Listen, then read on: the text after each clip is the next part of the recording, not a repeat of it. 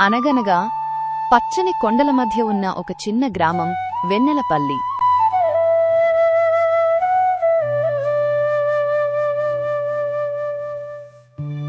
అక్కడ ఒక చిన్న గుడిసెలో లక్ష్మి అనే అమ్మాయి జన్మించింది. పుట్టిన రోజునుంచే ఆమె జీవితంలో కష్టాలు కన్నీళ్లు ఎక్కువ.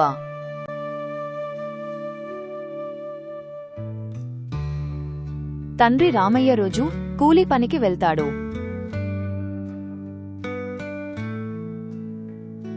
తల్లి సీతమ్మ ఇళ్లలో పనులు చేసి కుటుంబాన్ని పోషిస్తుంది.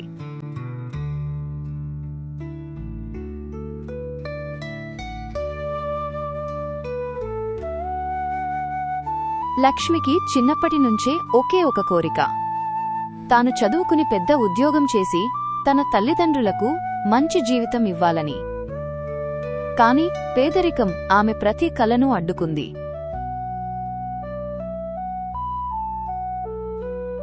ఒకరోజు పాఠశాల ఫీజు కట్టలేక గురువు ముందు తలదించుకుని నిలబడింది. ఆమె కళ్లలోని కన్నీరు చూసిన గురువు కూడా బాధపడ్డాడు. లక్ష్మి, నీకు చదవాలనే తపన ఉంది. నీ పేదరికం నేను అర్థం చేసుకోగలను. నువ్వ ఇక నుంచి ఫీజు కట్టాల్సిన అవసరం లేదు. నీ ఫీజు నేనే కడతాను. ధైర్యం కోల్పోవద్దు అని ఆయన ఓదార్చాడు. రోజులు గడుస్తున్నాయి. సమస్యలు పెరుగుతున్నాయి. ఇంట్లో తినడానికి కూడా సరిపడా అన్నం ఉండేది కాదు. చాలాసార్లు తల్లి తన వంతు భోజనం కూడా కూతురికి పెట్టి తానే ఆకలితో పడుకునేది.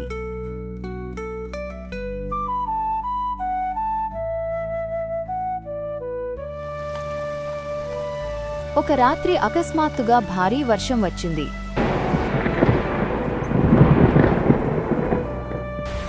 వారి గుడిసె పైకప్పు కూలిపోయింది.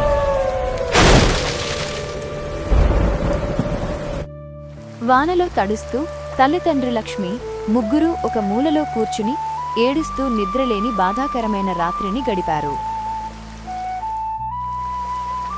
ఆ రోజు లక్ష్మి మనసులో ఒక మాట ప్రతిధ్వనించింది. దేవుడా, మా జీవితంలో ఒక్క మంచి రోజు కూడా లేదా? ఆ ప్రశ్నకు ఆకాశమే మౌనంగా నిలిచింది. ఆమెకు తెలియదు, ఆమె జీవితాన్ని శాశ్వతంగా మార్చే ఒక మాయా రహస్యం త్వరలోనే ఆమె ముందుకు రాబోతోందని. వర్షం ఆగిన మరుసటి రోజు లక్ష్మి తన తల్లిదండ్రులతో కలిసి పాడైపోయిన గుడిసెను సరిచేయడానికి ప్రయత్నించింది. కాని చేతిలో చిల్లిగవ్వ కూడా లేదు. తినడానికి అన్నం కూడా లేదు.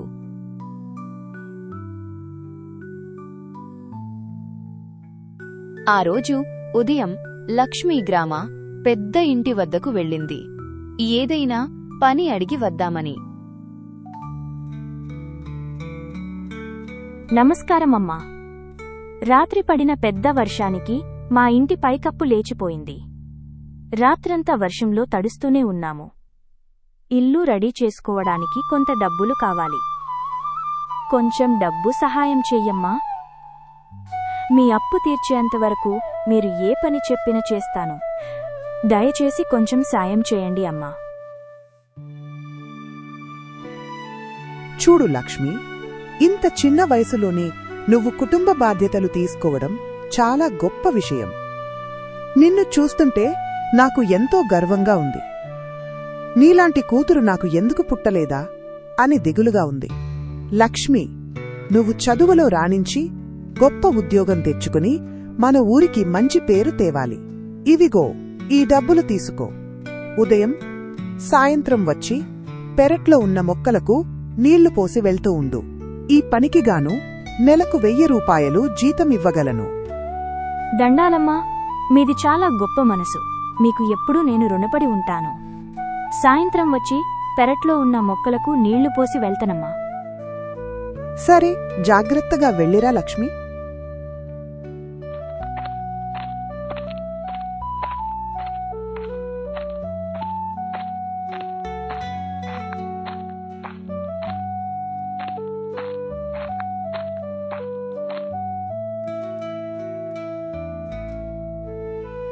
లక్ష్మి రోజంతా ఎంత కష్టపడి పనిచేసినా వచ్చిన కూలి చాలా తక్కువ.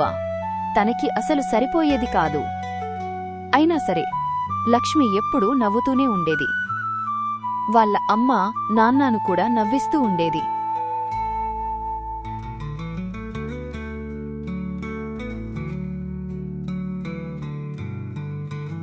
ఒకరోజు లక్ష్మి వాళ్ళ అమ్మ చాలా దిగులుగా ఉండటం గమనించింది. ఎందుకమ్మా దిగులుగా ఉన్నావు? ఏదో ఒక రోజు మన జీవితము కూడా ఖచ్చితంగా మారుతుంది. నువ్వు ధైర్యంగా ఉండు. నాకు మన దైవం పరమేశ్వరుడి మీద పూర్తి నమ్మకం ఉంది. ఇంకెప్పుడు నువ్వు దిగులుగా కనిపించకూడదు. నువ్వెప్పుడు నవ్వుతూనే ఉండాలి. మా మంచి అమ్మ. లవ్ యూ అమ్మా అని తన తల్లికి ధైర్యం చెప్పేది. లక్ష్మి జీవితంలో అనుకోని సంఘటన ఒకటి ఎదురయ్యింది.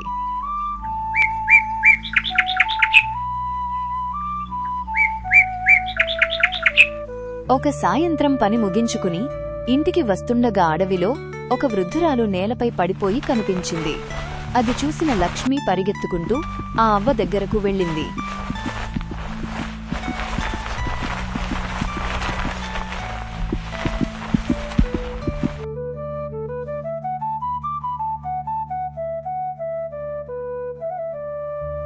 అవ్వా, నీకేమైంది? ఇప్పుడు ఎలా ఉన్నావు? ఇదిగో ఈ మంచినీళ్లు తాగు. కాసేపు విశ్రాంతి తీసుకో. వృద్ధురాలు చిరునవ్వు నవ్వింది. లక్ష్మి, నువ్వు చాలా మంచి మనసున్న అమ్మాయివి. నువ్వు మనుషులందరి పట్ల ప్రేమానురాగాలు కురిపిస్తావు. నీది దైవగుణం. ఈ రోజుతో నీ కష్టాలు తొలగిపోయాయి. లక్ష్మి ఆశ్చర్యంగా చూసింది. అంతలో ఆ వృద్ధురాలి చుట్టూ బంగారు కాంతి వ్యాపించింది. ఆమె ఒక దివ్యరూపంగా మారింది. నేను ఈ అడవిని కాపాడే దేవతను. నీ దయను పరీక్షించాను. నీవు నా మనసు గెలిచావు లక్ష్మి. ఇప్పుడు నీకు ఒక వరమిస్తాను. ఈ వరం ఇన్ని రోజుల నీ కష్టాలను దూరం చేస్తుంది. దేవత చేతిలో నుండి ఒక చిన్న వెండి దీపం ప్రత్యక్షమైంది. ఈ దీపాన్ని నీ స్వార్థం కోసమే కాదు, ఇతరులకు సహాయం చేయడానికి కూడా వెలిగించు. అలా చేస్తే నీ జీవితంలో అద్భుతాలు జరుగుతాయి అని చెప్పి దేవత అదృశ్యమైంది.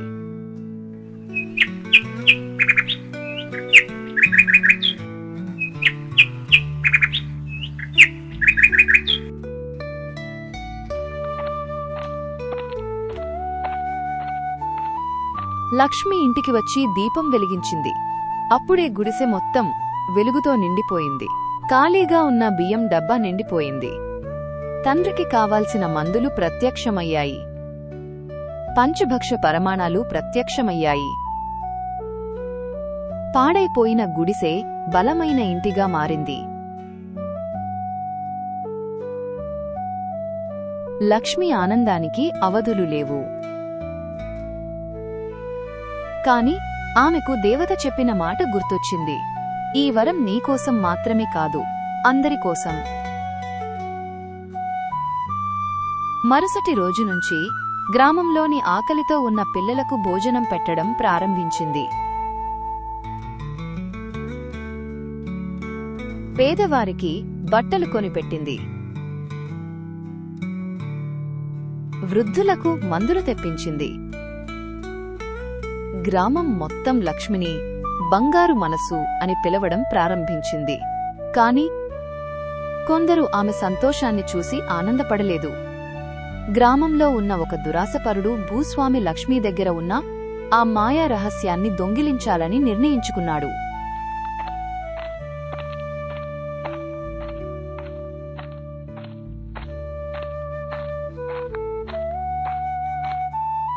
అయ్యగారు, వినండి, ఘోరం జరిగిపోతుంది. గ్రామంలో ఆ లక్ష్మి చేసిన మంచి పనుల గురించి అందరూ మాట్లాడుకోవడం ప్రారంభించారు. లక్ష్మి ఇంటికి వెళ్లినవాడు ఆకలితో తిరిగిరాడు.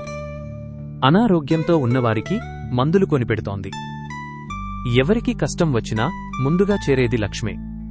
ఈ మాటలు గ్రామమంతా వ్యాపించాయి. అయ్యగారు, ఇలా అయితే ఈ ఊరిలో మీ పరువు ప్రతిష్టలు ఏం కావాలి అయ్యగారు?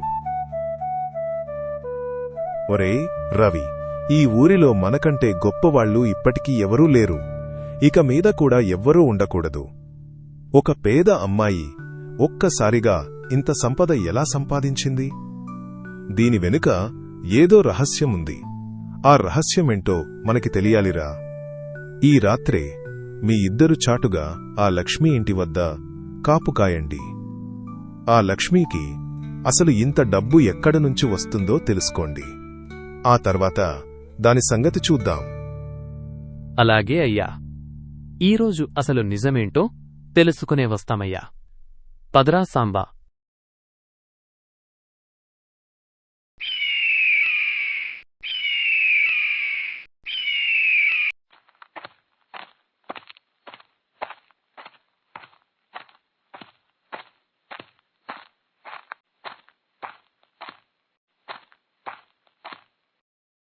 ఓ మంచి దీపమా, నువ్వు ఎంత గొప్పదానివో! నీవల్ల నా పేదరికం పోయింది. నీవల్లే నా కష్టాలు తొలగిపోయాయి.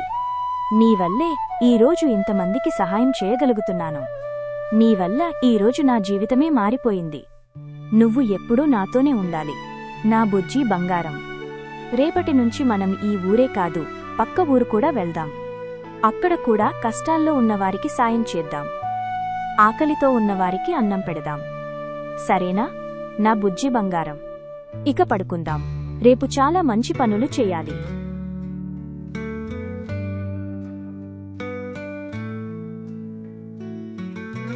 ఒరేయ్ సాంబా, విన్నావా అసలు రహస్యం? అసలు దీనంతటికి కారణం ఆ దీపమే అన్నమాట. ఆ దీపం వల్లే లక్ష్మి అందరికీ సాయం చేయగలుగుతుంది. మనం వెంటనే వెళ్ళి ఈ విషయాన్ని మన అయ్యగారికి చెప్పాలి. పదరా సాంబా.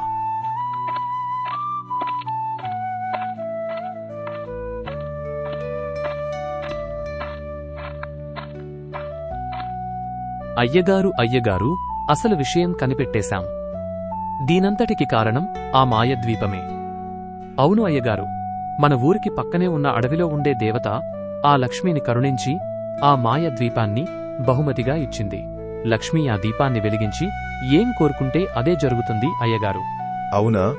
నువ్వు చెప్పేది నిజమా? ఒక చిన్న దీపం ఇన్ని వింతలు చేస్తుందా? నిజమేనా? మీరు ఇద్దరు సరిగ్గా విన్నారా? నువ్వు చెప్పరా సాంబా, రవి చెప్పేది నిజమేనా? అవును అయ్యగారు, వినడమే కాదు, స్వయంగా నా కళ్లతో నేనే చూశాను.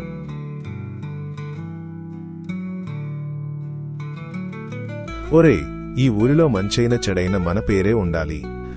ఇంకెవరి పేరు వినిపించకూడదు. ఆ లక్ష్మీ పేరు అసలు వినిపించకూడదు. అయితే ఇప్పుడు మనం ఏం చేద్దామయ్యా? దీనికి నా దగ్గర ఒక మంచి ఉపాయం ఉంది. మీరిద్దరూ ఈరోజు రాత్రి చాటుగా ఆ లక్ష్మీ ఇంటికి వెళ్ళండి. లక్ష్మి ఇంకా వాళ్ల అమ్మనాన్న అందరూ గాఢనిద్రలో జారుకున్నాక ఆ మాయ దీపాన్ని దొంగలించి చాటుగా తీసుకురండి. రేపటి నుంచి ఆ లక్ష్మికి అన్ని కష్టాలే మిగలాలి. ఇప్పుడు చూస్తా ఆ లక్ష్మి ఎలా జనాలకు సాయం చేస్తుందో. సరే, మీరిద్దరు మూడో మనిషికి తెలియకుండా జాగ్రత్తగా వెళ్ళిరండి. అలాగే అయ్యా, మీరు ఎలా చెబితే అలానే చేస్తాం. వెళ్ళొస్తాం అయ్యగారు. పదరా సాంబా.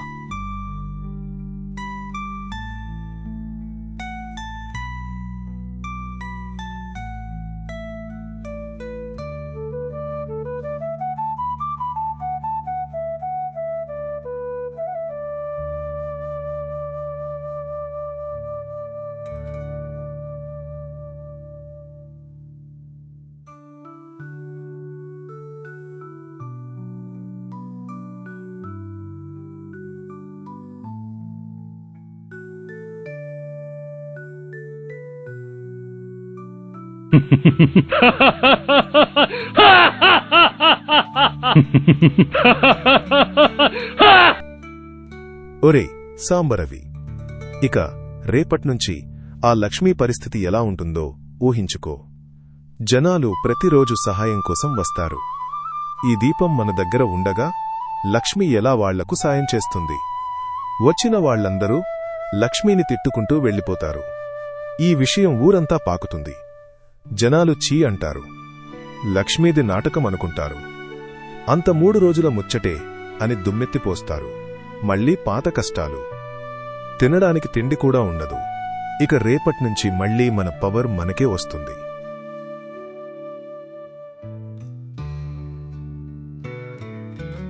అయ్యో, నా దీపం ఏది కనపడట్లేదు. రాత్రి ఇక్కడే కదా పెట్టి పడుకున్నాను. నిద్రలేచే లోపు ఏమైపోయింది? ఒకసారి ఇల్లంతా వెతుకుదాం.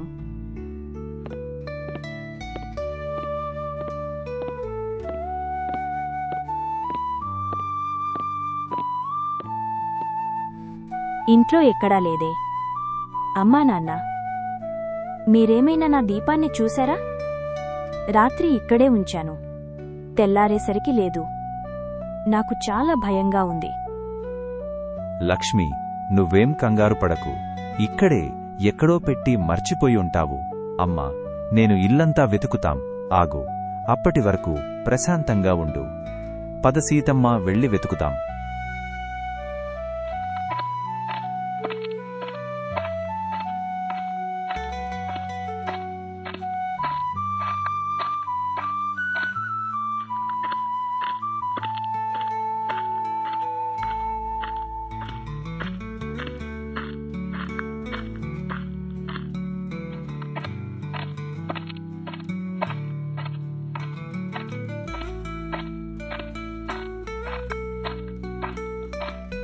ఇల్లంతా వెతికాం లక్ష్మి.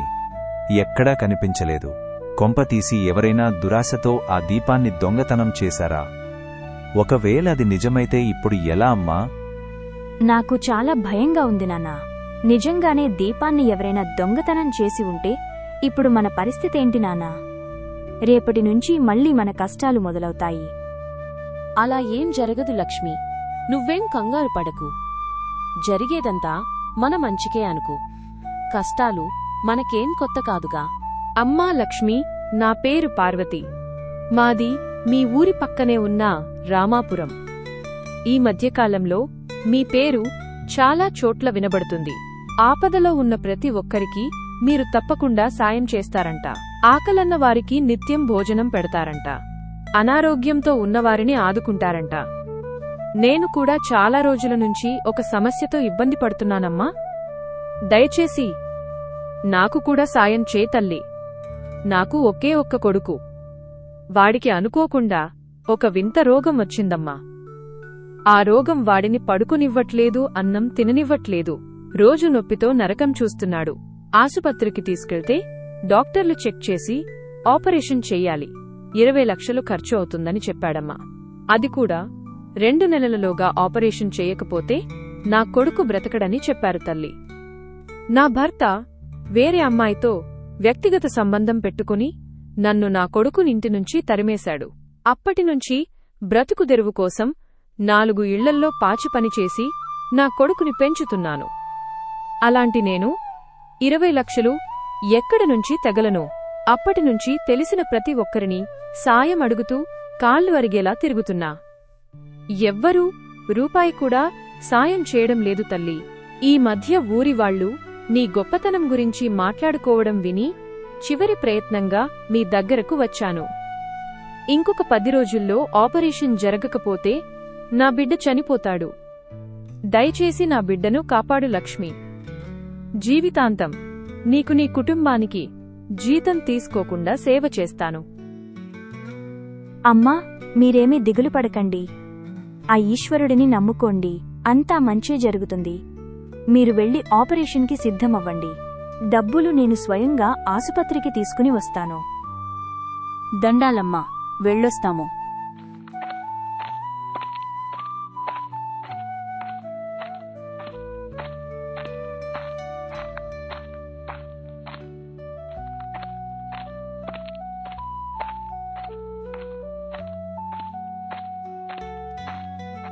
అమ్మా లక్ష్మి, ఇప్పుడు మన దగ్గర దీపం లేదన్న విషయం మర్చిపోయావా? ఆవిడకు 20 లక్షలు ఎక్కడ నుంచి తెచ్చిస్తావు? తెలియదు నాన్న. ఆవిడ కష్టం వింటుంటే చాలా బాధేసింది. మనల్ని నమ్ముకుని ఇంత దూరం వచ్చిన ఆవిడకు సాయం చేయలేనని చెప్పాలంటే మనసు రాలేదు నాన్ను. ఆవిడకు ఉన్నది ఒకే ఒక్క కొడుకు. ఆ కొడుకుని కూడా పోగొట్టుకుంటే తాను ఇంకెవరి కోసం నాన్న బ్రతుకుతుంది. మనకి కష్టాలు కొత్తేమీ కాదు నాన్న. మనం ఎలాగైనా వారం రోజుల్లో డబ్బు అరేంజ్ చేద్దాం నాన్నా. లక్ష్మీ పగలు రాత్రి నిద్ర లేకుండా పదే పదే డబ్బు ఎలా ఇవ్వాలో ఆలోచిస్తూ దిగులుగా ఉండేది. ఒకరోజు తనకి ఒక ఆలోచన వచ్చింది. ఊరిలో గొప్పవాడు మరియు ధనవంతుడు అయిన భూస్వామినాయుడు ఇంటికి వెళ్ళింది. అయ్యగారు ఇంట్లో ఉన్నారా? అయ్యగారితో మాట్లాడాలి. ఇంట్లో ఉన్నారు. అయ్యగారిని పిలుచుకుని వస్తాను, ఇక్కడే ఉండు. అయ్యగారు, ఆ లక్ష్మి మిమ్మల్ని కలవడానికి ఇంత దూరం వచ్చింది. ఎందుకో ఏమిటో తెలియదు అయ్యగారు. అడిగితే మీతో మాట్లాడాలి అని చెప్పింది. సరేరా, పద వెళ్ళి మాట్లాడదాం.